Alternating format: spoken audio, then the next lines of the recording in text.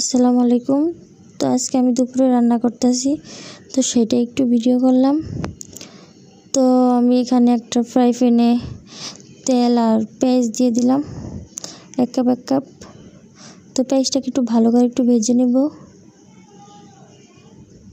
তো তারপর আমি 3 চামচ রসুন বাটা আর 1 চামচ আদা বাটা দিয়ে দিব। দিয়ে একটু ভালো করে একটু ভেজে নেব। তো ভাজা হওয়ার পর আমি একটু পানি দিয়ে দিব।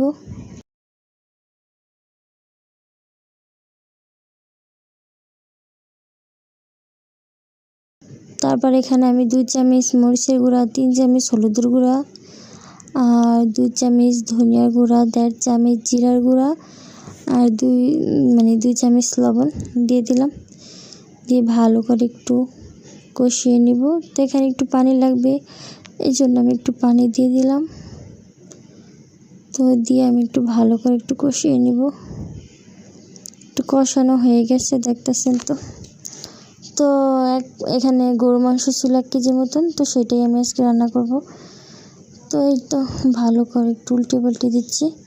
আর এখানে মশলাটা দিতে ভুলে গেছি, তাই এখন দিয়ে দিলাম। তো এই তো ঢাকনা দিয়ে ঢেকে দিব। দেওয়ার পর আমি 30 মিনিট পর আবারও একটু এসে উল্টে পাল্টিয়ে দিব। তো আবার আমি 40 মিনিট পর আবার আসলাম, এসে 1 কাপ পানি দিয়ে একটু ভালো করে উল্টে পাল্টিয়ে তো আবার ঢেকে দিব। তো এই তো আমার মাংসটা একেবারে সিদ্ধ হয়ে গেছে আর একেবারে সাথে একটু জিরার গুঁড়ো দিয়ে দিব। তো এই তো ভালো থাকবেন, আল্লাহ হাফেজ।